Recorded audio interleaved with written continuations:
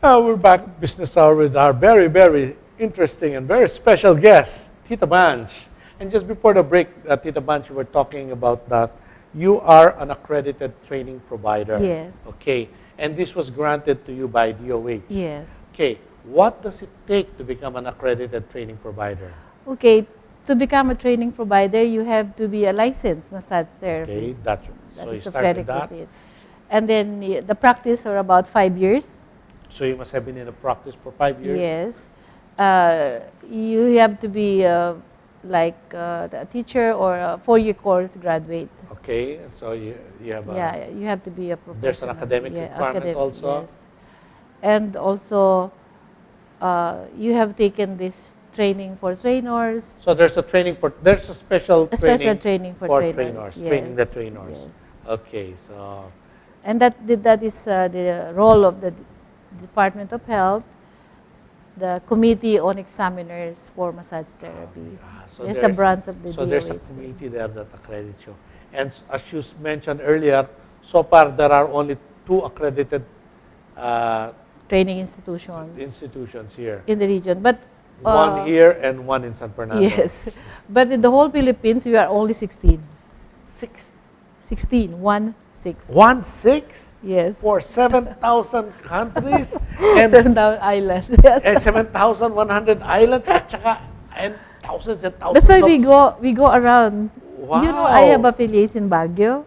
I have also in Bataan. I have in Bulacan. Wow, that's you guys must be very busy, huh? We are very busy, really. Okay.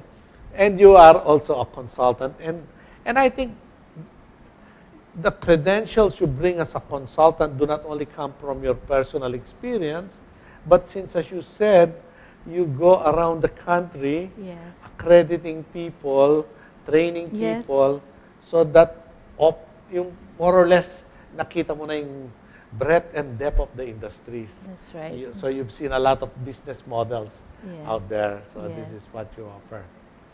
Yes, one of the most successful spa that we know around the country is the San Benito. I think it's in Davao. Davao. And there are many in Manila, actually. Okay. Sonia's Garden is a very big spa. Sonia's Garden. Oh, yes. To become that successful, you need a bigger place, a big place. So you need a place. The ambience. The ambience. Oh, yes. Yung talagang you need a very uplifting place. Yes. Kasi yung serenity, yung mga ganon. Oo. Kasi may mga ano ba yung elements ng a good spa, yung tranquility, you have the ambience, the facilities, meron yan yung sounds, so all the senses must be treated properly. Must have the right input. Music, yes, that's right. Kasi minsan may marinig ka lang masama, or naamoy na masama, or Okay, so let's take a particular case in point. Let's talk about what you're managing right now, the Golden Passage. Okay, Golden Passage Spa, one of the most sought spa in Angeles City, and I'm proud to tell you that. And I'm so happy with my partners, especially Una, saan ba nakalocate yan? Santo Domingo, Angeles City. Santo Rosario, right? Santo Rosario, yes. It's right behind Banco de Oro. The BDO branch. This is near the Villangela. In front of the Villangela gate, right? Yes, in front of the. So this is the Del Rosario compound. Compound, yes. Okay, so it's there, right behind. So this is the quiet part of Angeles City, di ba? Yes. Santo Domingo. So ano bang kwan? What are the services offered at Golden Passage? All the modalities, actually, and body treatments, we offer them. So all modalities are offered? Yes. Okay. And the ambience is different from other spa, really. So you will, we will have pictures of this later. Later, yes. So Sunny will be flashing this as we talk, right? Yes. So you will do that. You're very proud of the ambience that you have. So and we are already in our 6th year. 6th year? Yes. So you've been around for 6 years Yes. already. So how many people can you treat at any given time? 24? 24. So it's ang maganda is mag-reserve na sila. Yes. And we have our new additional now is the nail bar. Di ba uso ngayon Nail yung mga, bar, okay. yung mga nagpapa-design. So habang nagpapamasahe ka, indulge your hands. Yes, indulge your hands. So, I would imagine that even if you say you have 24, parang marami yun. Pero marami na kayo suki na kanya-kanya slot na yan, di ba? Yes. So how many therapies do you have there operating? We have 22. 22 therapies. Yes. So, Yes. so All in all. All in Sometimes all. the others will be on duty in the morning, some in the evening.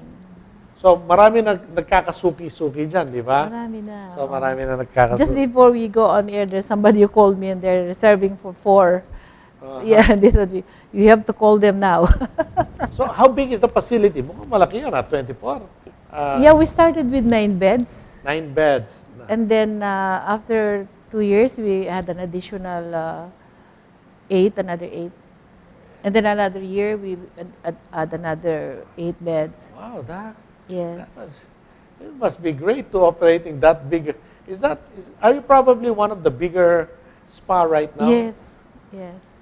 And our clients are mostly families from the subdivision. ones.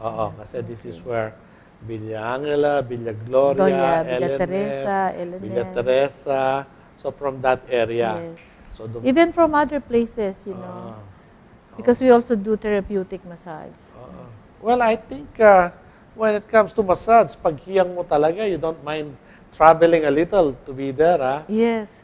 And the passion is there. You know, when you did this massage and this person will tell you, I felt good and you were so good, that is priceless. Okay, now let's talk about how to manage quality. Kasi, well, ako may suki ako, but she operates a standalone massage. Yes. Siya rin yun, and a few assistant. But in your case, you're operating a whole spa. Yes. A full-blown spa. Yes. You have about 22 therapies. Yes. And yet, you want to come up with consistency. Yes. And service is so hard to make consistent, I di ba? know, yes. Iba-iba na yung kliyente, iba-iba pa yung therapies. So yes. how do you manage? How do you keep the service level where you want it? It is the continuous training. Continuous training. Yes. And on-hands management. Talaga. You have to be there. Okay, so you are allowed to parang look over their shoulders every now and then. Yes. Pasilip-silip kayo. Yes. Because this We are 3, so we keep hands on them. so yung parang may quality control Yes, kayo that's going while service is being rendered, and you train your people continuously. Yes. Continuously. Di ba iba-iba yung ugali nila, iba-ibang personalities. Tapos yung mga clients naman, iba-iba naman ang demands, di ba? So, then how do you establish a system for feedback?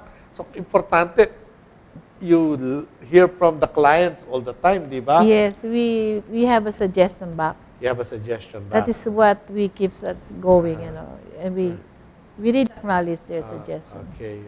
So, it's so important na kasi, in fact, it's more important to hear the bad news than the good news, di ba? Although yung good news na nakakataba ng puso, yes, di ba? Pero yung bad news, the moment something's wrong, something's gone, it's important that you are able to address it right away. That's what we do. There are complaints, especially if the therapist is new, wala pa siyang confidence, you know. So, ano ba yung binigay mo sa akin? Ano yan? Bago, no? Ganun. Ganun ang mga clients. How, like for example, you started with 9, tapos parami na marami. So how is this growing? Do you do a lot of advertising or madalas word of mouth? Word of mouth lang. Which is the more powerful one, ah? Yes. So, mostly balikbayans, you know. Balikbayans are most our clients. So yung mga, sipin mo balikbayan pa po, papasyalan kayo. We have regular clients from the States. Bakasyon nila ba, malimig doon, nandito sila. So they they do come back and balik lang kami, nandito na naman kami. So that has become part of their Oo. itinerary whenever they come Kasi here. sa States daw, napakamahal if you do those services like. We take it for granted, pero dito it's so affordable to avail of this. Yes, it is very affordable. What is 300 pesos for an hour of massage? And a lot of people look at this as dati-rate, the impression as luxury itong massage. Yes, before. But now people say it's necessity na yan. necessity, di ba? Lifestyle na yan. Parang, Kasama mo na kung yan. hindi ako napamasahe, I will not be one. Now, let's talk about you. You are involved with Golden Passage Spa. Yes. And you are involved with VGL Massage Therapy Training center. How do you manage and of course, you're a mother also? Yes, I am a grandmother also. Oh, grandmother. So, yes. Sa Kapampangan, MA. Yes. Maningat apo. Maningat apo. So, how do you manage your time? How do you... I am lucky enough that my grandchildren are already big now. They're big. So I don't need to take care of them. Pwera lang yung coming soon ni Sunny. Coming soon, yes. Oh, so I'm just waiting for so no pressure, Sunny. So I go to the school in the morning, and then the afternoon I go to the spa.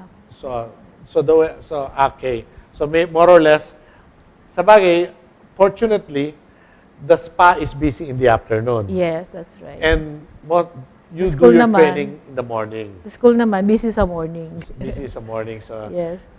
And then, in the evening, yung mga apo na. Iyo po na, oo. Ilan na ba yung apo nyo? 3. Tatlo. Oo. Oh. They are grown-ups actually. Yeah. Yun naman hindi mo kaya, ha? Oo. Siga mga yun, ha? Oo Siga nga. mga yun. Ang mga anak mo, kaya mo, pero yung mga apo mo, hindi kaya. Totoo. Totoo yun. So, what is now your vision? Kasi for the industry, because we're growing so fast and all of this. Okay, my vision now is really to educate these massage therapists who are sometimes are innocent. They're so naive about they're just for the money they get from it. So, number one is yung mga therapists, we'd like to educate them, and so that they get a fair share, di ba? That's right, yes. They get a fair share, they practice properly. They grow professionally. That's right. So, this is a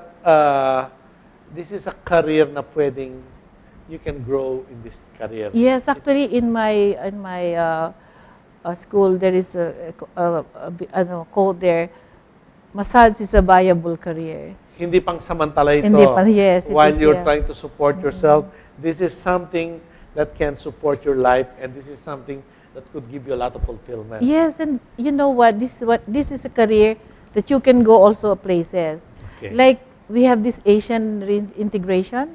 Yes. So you can go to Malaysia, to Thailand, That's and the true. Thailander can come here and work here.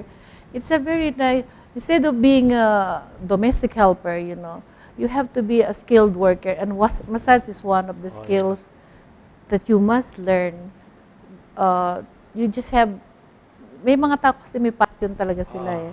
Makikita mo naman sa kanila eh. So as the industry is growing, many people will benefit from this skilled licensed massage therapists. Okay. Especially in this wellness industry, naku, kailangan natin. This is a stressful life. So we need massage really. Okay. Unfortunately, Tito Vance, we are out of time. Any closing message you have for the audience? Okay. So first I would like to thank,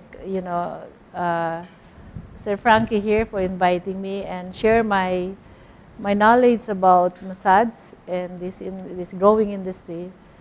I inviting you to enroll in our school. Okay. Advertisement na to, Yes, no? yes, please.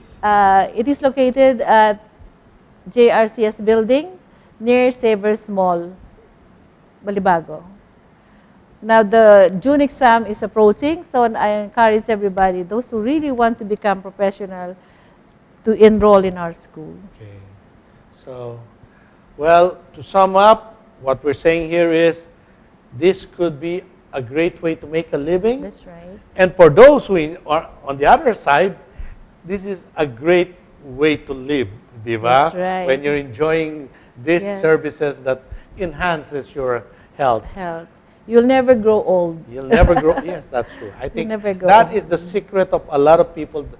That's why they stay healthy. That's right. Massage. Massage. Okay. And health is wealth. Health is wealth. That's right, sir. So with that, we bring to an end another episode of Business Hour. This is Dr. Frankie Villanueva, inviting all our viewers to learn and earn with Business Hour. Good day, ladies and gentlemen.